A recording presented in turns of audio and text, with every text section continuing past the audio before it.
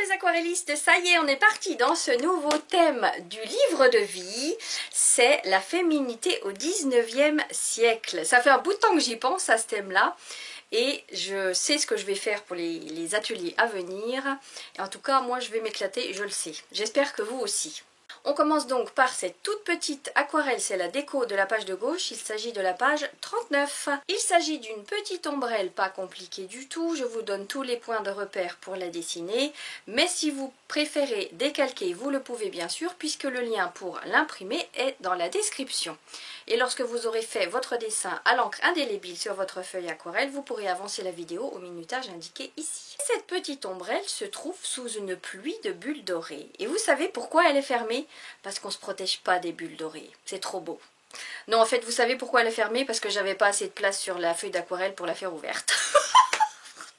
Mais on s'invente la poésie qu'on veut. Et comme on veut, hein, parce que ça fait du bien. Allez, pour ceux qui souhaitent dessiner avec moi, c'est maintenant. Je vous invite à préparer votre petite feuille qui fait 2,5 cm de large et 17,5 cm de haut avec 5 mm de marge au-dessus et en dessous. Ce sera pour fixer la feuille dans le livre de vie. Je vous laisse mettre pause le temps de préparer votre feuille si ce n'est pas déjà fait. Dans un premier temps, on va tracer l'axe qui va nous permettre tout simplement de faire le dessin. Et l'axe, c'est très simple, il va d'un coin à un autre. Donc, bim, à vous.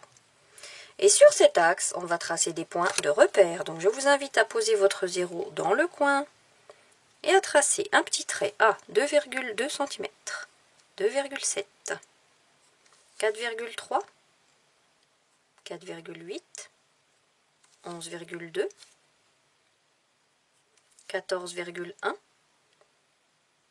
et 14,7. À vous. Sur le bord, il va y avoir deux points de repère, le 0 au coin ici, et un petit point de repère à 8,3 et à 11,2. À vous. Et sur la droite, un petit point de repère sur le bord à 8,5. À vous. On va commencer par tracer le manche ici, avec le petit pommeau, et sur mon normographe, je prends le trou numéro 7 qui fait 7 mm de diamètre. De toute façon, c'est contenu entre les deux derniers points si vous n'avez pas de normographe. Hein. Donc voilà, un petit rond. À vous. Ensuite, entre ce point-là et le bord du cercle, vous divisez en 3 petits dômes. Petit dôme, à vous. Ça fait un petit boudin qui suit le petit dôme. À vous. Ici, on a une parenthèse toute légère qu'on ouvre et là qu'on ferme. À vous. Pareil ici. À vous. Et ici, pour l'instant, on ne fait rien.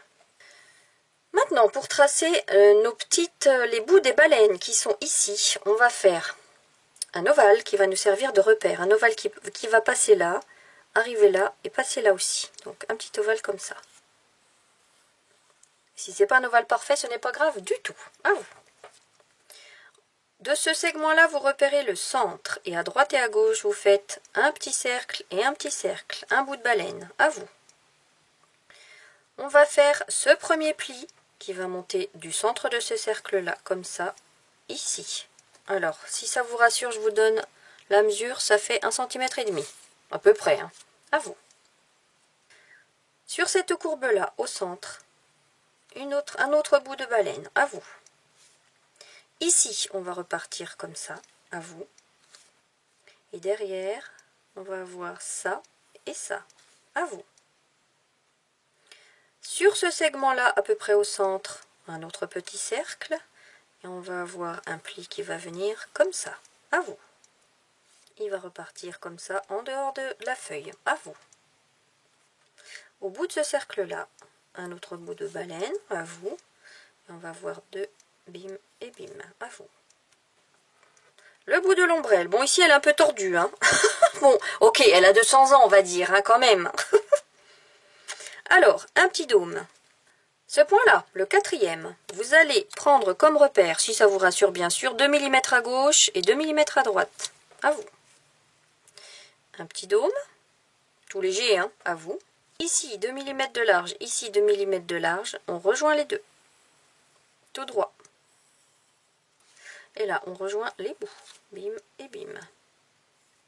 À vous. Maintenant, tout souple, on va rejoindre ces deux traits-là. Ces deux points-là, je veux dire, ici et là. À vous. Pareil, ici et là, on les rejoint. À vous. Les plis. On part ici. À vous. On part là. À vous. On va effacer, gommer tout de suite l'axe central pour pas qu'il nous perturbe. Et on va faire un pli. Comme une goutte d'eau qu'on ne referme pas. À vous. Ici. À vous. Et puis on va faire un petit là. À vous. Et au-dessus. V à l'envers. Bim, bim, bim. À vous. Je vais pas faire cette fleur là. Bon, vous voyez, je trouve que c'est trop épais là, c'est trop large, ça va pas du tout, moi ça me plaît pas, ça fait pas élégant du tout. Donc je vais le gommer puis le faire encore plus fin. Et je crois que je vais prendre ma règle pour que, alors pas que ça se termine en pointe, mais vraiment beaucoup plus fin. Voilà, comme ça c'est mieux. Et avec le petit dôme ici. Voilà, à vous. Maintenant on va faire l'intérieur ici qui revient là. Alors, vous savez quoi? On va gommer tout ce qui va nous perturber. Donc, ce trait-là, et puis notre axe. Et puis notre ovale. On va le gommer aussi. Comme ça, on ne sera pas gêné.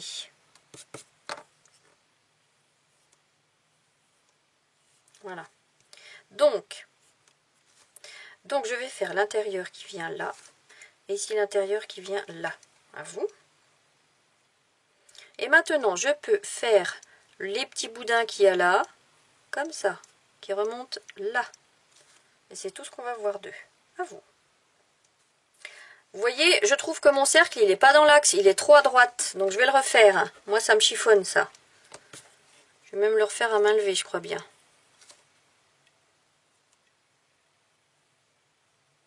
Voilà, comme ça, c'est mieux. À vous, si nécessaire. Hein. Allez, maintenant, on peut repasser à l'encre.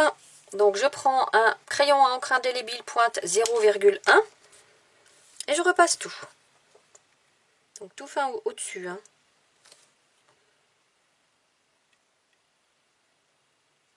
Mon petit trait métallique. La petite pointe là. Mon V, mon V. Je repasse le trait à gauche, le trait à droite. Bim, bim, bim. Et je repasse tout le reste. Mes petites pointes de baleine. Hop, hop. L'arrondi. L'autre arrondi.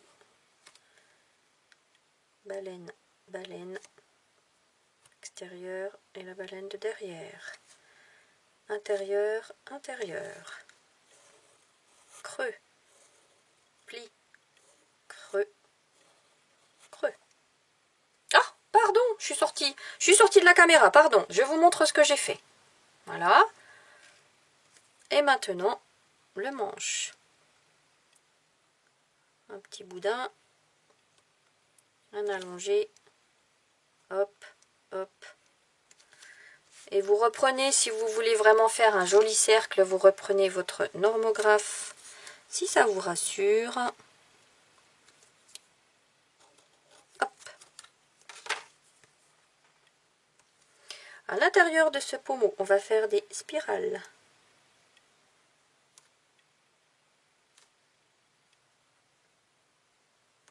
Comme si c'était un pommeau ciselé.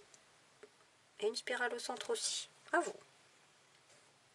Là, on va dire que c'est un manche en ivoire. Allez, on va lui donner un petit peu de structure avec des tout petits points. Et pour que ce soit pas, qu'on ne dépose pas trop d'encre, on va tenir le crayon vers l'arrière. À vous. Allez, maintenant, on va faire effet dentelle sur les bords. Donc, ça va être des petites vagues. Donc, des sourires. Tout le long ici. Comme ça. Colorié en noir. Voilà, j'ai terminé mon coloriage. Je vous laisse mettre pause le temps de colorier les vôtres. Et pareil ici. Vers l'extérieur. Des petites vagues. Là aussi. Là aussi. là et là. Et on colorie tout ça en noir. Voilà, j'ai terminé, je vous laisse mettre pause. Et une dernière série ici. Et puis on en aperçoit juste un là.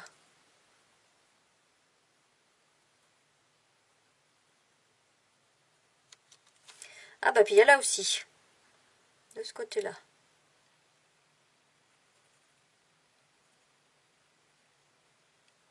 Voilà, à vous. Et là on va faire des petites fleurs. Alors ça va être très simple. On va partir, on va en faire une là. Ensuite, 1, 2, 3, ça part du côté, de côté. 1, 2, 3, de côté, de côté. On va les faire espacer de sorte à ce que on ait de la place de les faire quand même. Ici, une de droite, une à droite, une à gauche, une de côté, une de côté. Et ici on aperçoit juste un petit bout. Là on aperçoit rien du tout parce qu'il y a le pli. Ici on va apercevoir les une en partie.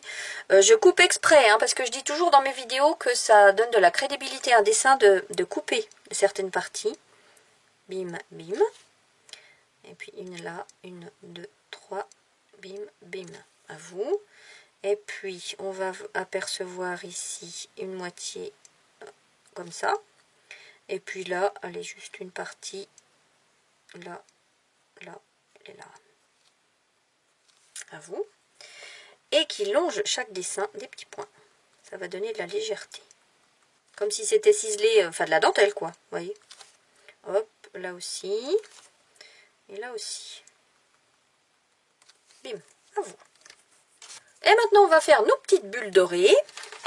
Vous prenez le gabarit qui vous sied. Moi je vais prendre ici, je vais alterner entre le 7 et le 5 je pense. Je vais en faire 3 au-dessus.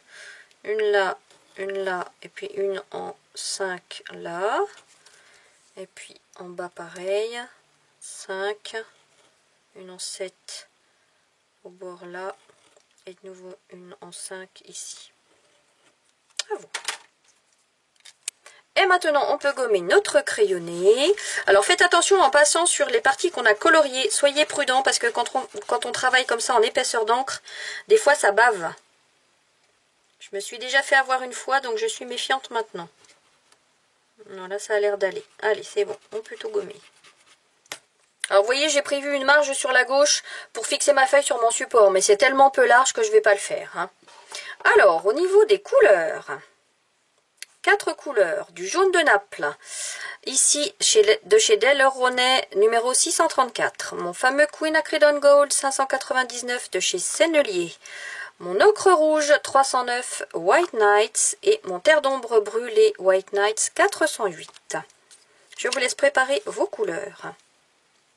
Je travaille avec mes 3 pinceaux habituels, un pinceau à la vie, un pinceau Kolinsky, c'est un pinceau en martre rouge qui est bien touffu, qui me ramène beaucoup de pigments, et un pinceau beaucoup plus fin de chez Iris Gold, donc c'est la marque PBO numéro 0 série 745. Je ne peux pas vous donner les références de ceux-ci, elles se sont effacées, mais voilà, je vous montre la taille. Hein. Allez, c'est parti. Je vais déjà m'occuper de toute cette partie-là. Ça va être du Queen Acridone Gold. Et puis, une ombre en ocre rouge. Ici, je vois qu'elle n'est pas assez intense. Je vais travailler avec mon terre d'ombre brûlé. Allez, pinceau à la vie. Je mouille toute la partie extérieure de mon ombrelle. Je prends mon pinceau Kolinsky. Mon Queen Acridone doré. Hop. Hop. Là, je ne décide pas que la lumière vient de la droite ou de la gauche, hein, par choix, parce que je vais travailler mes plis à valeur égale. Et vous repassez par-dessus autant de fois que votre sensibilité le dit, comme je dis toujours. Hein, si vous travaillez dans des tons pastels, une seule couche de couleur suffira. Sinon, moi, je vais jusqu'à 2 couches au moins, hein, parce que j'aime bien que ça pète de couleur. Hop, je prends mon petit pinceau. Je vais chercher mon ocre. Et je vais renforcer l'ombre dans chaque creux, ici, petite ombre là, dans ce creux là, et l'ombre portée ici du pli qui est là. Et de ce pli qui est là également. Voilà. Donc je trouve qu'on les voit pas assez. Je vais renforcer tout ça en terre d'ombre. Hop. Je refais exactement la même chose. L'intérieur là. Le pli. Je suis la courbe tout simplement. Hein. Ce pli là également. Le creux. Et puis les petites pointes qui sont là. Je trouve que mon quinacridone n'est pas très intense. Je vais en rajouter un peu. Par-ci, par-là. Vous jouez après, hein.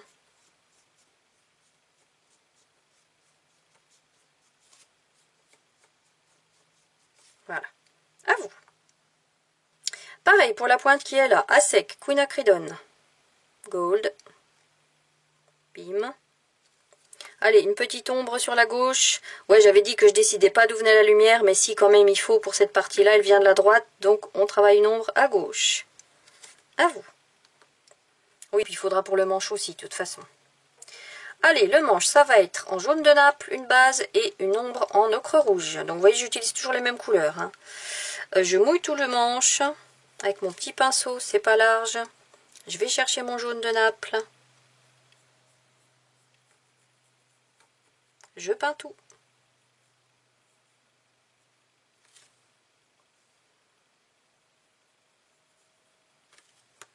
Mon ocre rouge sans rincer mon pinceau. Alors, ombre propre sur la gauche. Ici sur la gauche, là sur la gauche. Là pareil. Et ombre portée de chaque petit boudin sur la grande partie ovale. Et ici ça va être plus dans l'ombre forcément puisque on va à l'intérieur de l'ombrelle. Et je vais renforcer cette ombre avec du terre d'ombre. Pour bien marquer l'intérieur. Et l'ombre, j'accompagne le mouvement de la petite boule ici. À vous. On va travailler l'intérieur des plis avec les mêmes couleurs jaune de Naples et ocre rouge. Cette fois par contre je mouille. Je vais chercher mon jaune de Naples.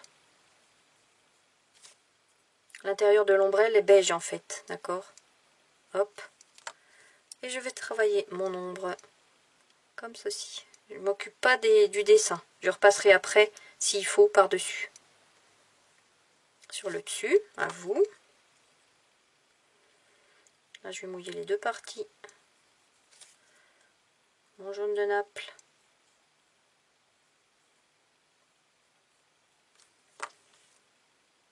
Mon ocre rouge que je vais chercher sans rincer mon pinceau. Une ombre ici. Oh, je vais faire tout dans l'ombre, cette partie-là.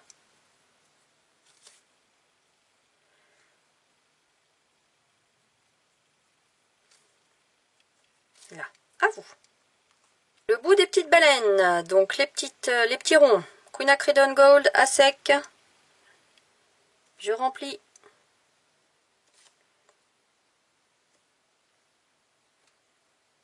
Bim. Je vais juste travailler sans rincer mon pinceau. Je vais chercher un peu de terre d'ombre et juste travailler une petite ombre propre sur la gauche de chacune. Histoire de donner quand même un peu de volume, sinon ça serait trop plat. À vous. Les parties métalliques, on en a 3, le bout, cette partie-là, le pommeau. Je vous invite à diluer un petit peu de gris dans votre coupelle ou dans votre couvercle de boîte d'aquarelle pour avoir un gris très très clair. On remplit ces parties-là. On peut laisser ici un petit triangle pour la lumière, petit triangle blanc. Ici, on remplit tout. Hop.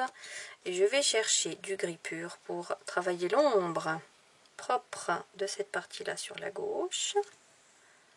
Ici à gauche. Et pareil ici à gauche. Vous voyez, là, je trouve que c'est un peu grossier, c'est pas très fin. Je vais fusionner cette ombre dans le gris clair. Voilà, comme ça, c'est plus joli. Là, pareil, je vais essayer de fusionner un peu, diluer. Voilà, comme ça, c'est plus beau. À vous. Et maintenant, on n'a plus que nos petites bulles dorées en quinacridone et une ombre en ocre rouge. Je garde mon petit pinceau. Je vais mouiller mes bulles. Je vais en faire 2 à la fois. La lumière vient de la droite, donc je vais essayer de laisser une tache blanche sur la droite. Ceux qui ont fait les entraînements sur les couleurs, ce sont des tutos gratuits, je rappelle. Vous n'aurez aucun souci à faire ça. Petite tache blanche pour marquer d'où vient la lumière. Et plus on renforce l'ombre sur la gauche, plus ça rehausse la lumière à droite. Bim. Oh mon Dieu, je dépasse. Quelle horreur. Et je renforce encore. Ouais, il se voit pas trop. Je vais passer faire une ombre ici en terre d'ombre. Ah ben voilà, quand même, c'est mieux. Sinon, vous voyez, ça se voyait pas trop. Ouais, en terre d'ombre, c'est mieux. Parce que l'ocre rouge se rapproche, quand on met beaucoup de quinacridone avec beaucoup d'intensité, il se rapproche quand même de l'ocre rouge. Allez, je mouille cette bulle-là et cette petite-là. Quinacridone. Une petite tache blanche. Là, pareil. Elle peut se refermer la tache, c'est pas grave si elle se referme. Je rince un petit coup mon pinceau. Terre d'ombre. Ombre sur la gauche. Ombre sur la gauche. Je rince un petit coup mon pinceau. Je vais fusionner un petit peu mieux. Comme ça. Le terre d'ombre avec le quinacridone. À vous. Je mouille mes deux dernières bulles. Mon doré. Tache blanche. Pareil ici. Je vais chercher un peu de terre d'ombre. Hop. Je tire des petits traits pour que ce soit irrégulier. Et pareil ici. Et bim. À vous. Bon bah voilà, vous voyez, c'est terminé. C'était pas compliqué, on a juste utilisé 4 couleurs. Voilà, j'espère que vous avez pris du plaisir à la faire. Maintenant, amusez-vous avec cette ombrelle, amusez-vous à la dessiner, à la peindre ouverte, et puis aussi à changer le motif de la dentelle. La semaine prochaine, je posterai le texte ainsi que l'aquarelle de la page de droite, ce sera la page 40. En attendant, prenez soin de vous. Je vous embrasse.